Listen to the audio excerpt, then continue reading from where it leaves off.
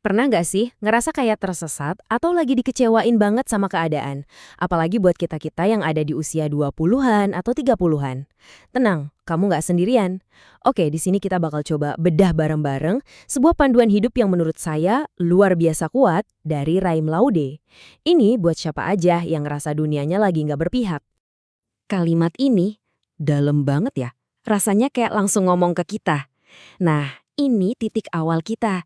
Kita bakal nyelam ke sebuah pola pikir yang benar-benar bisa mengubah cara kita mandang kegagalan dan setiap masa penantian langsung dari sudut pandang uniknya seorang Raim Laude. Menurut Raim, periode antara umur 20 sampai 30 tahun itu bisa jadi dekade paling krusial dalam hidup kita. Loh kenapa? Karena disinilah semua momen-momen besar terjadi. Dan buat melewatinya, cuma modal ambisi doang itu ternyata nggak cukup. Coba deh bayangin rentetannya.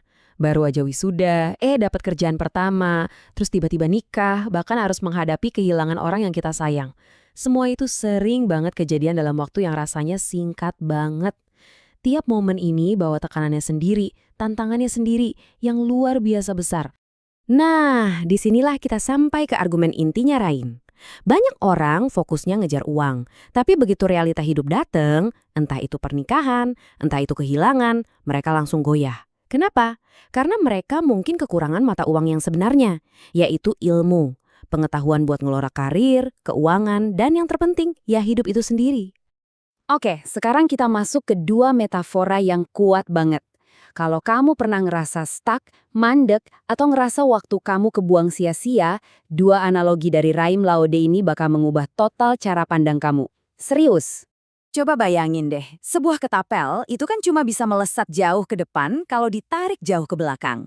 Nah, masa-masa sulit atau masa nganggur itulah fase menarik dirinya. Jadi ini bukan kemunduran, ini adalah persiapan buat sebuah peluncuran yang dahsyat. Jadi poin kuncinya tuh di sini. Waktu lagi ditarik mundur, jangan cuma diam. Justru itu waktunya isi amunisi. Belajar skill baru, baca buku, pokoknya upgrade diri. Biar apa? Biar pas kesempatan itu datang, kamu nggak cuma siap, tapi kamu bisa meluncur dengan kekuatan penuh. Metafora kedua adalah bambu. Selama 5 tahun pertama, pertumbuhan bambu itu hampir nggak kelihatan di atas tanah. Kenapa? Karena dia lagi fokus bangun pondasi akar yang super kuat di dalam tanah.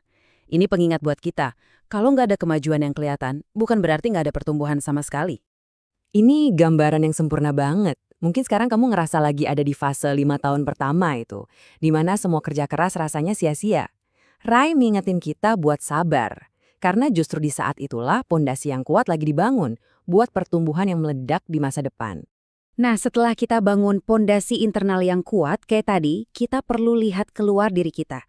Pertanyaan berikutnya adalah, siapa sih yang kita izinkan masuk ke lingkaran terdekat kita? Ternyata pilihan ini penting banget buat pertumbuhan kita selanjutnya. Di sini Raim ngasih perspektif yang cukup tegas. Banyak dari kita kan jadiin temen sebagai safe space utama, tempat curhat semua rahasia. Tapi pertemanan itu bisa aja berakhir. Menurutnya, lingkaran pertama yang sejati, yang ngasih rasa aman tanpa syarat, itu seharusnya keluarga. Kutipan ini benar-benar mengubah fokus kita. Daripada sibuk banding-bandingin diri sama pencapaian teman atau tetangga, tantangan yang sebenarnya itu adalah bandingin diri kamu hari ini sama diri kamu yang kemarin. Itulah satu-satunya kompetisi yang penting. Oke, ini salah satu perubahan pola pikir terkuat yang diajarin Raim. Ada perbedaan yang gede banget antara cuma berharap sesuatu terjadi sama secara aktif menciptakannya. Yuk kita lihat. Raim tuh nggak suka sama kata berharap. Kenapa?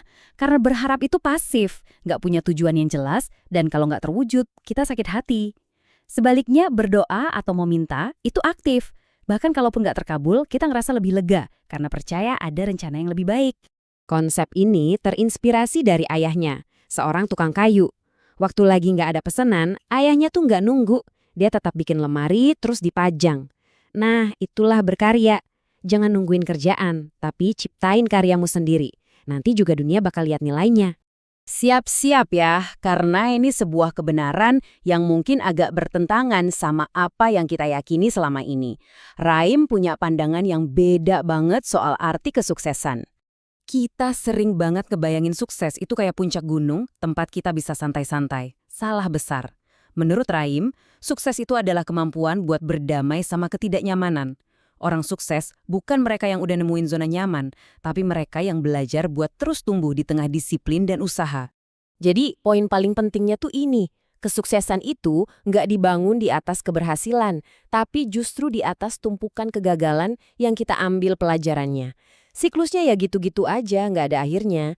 Coba, gagal, belajar, terus coba lagi, gagalnya lebih pinter dikit. Ulangin terus. Orang sukses adalah mereka yang jatah gagalnya udah habis. Dan kita sampai pada pesan penutup yang paling menggugah dari Raim Laude, sebuah tantangan yang nusuk banget buat kita semua, buat berhenti ngebatasin potensi diri kita sendiri. Jadi, setelah dengerin semua ini, pertanyaannya sekarang bukan lagi apa ya yang mungkin terjadi, tapi apa yang bakal kamu beraniin diri buat minta dari kehidupan? Seberapa besar doa yang bakal kamu panjatkan? Coba, pikirin baik-baik.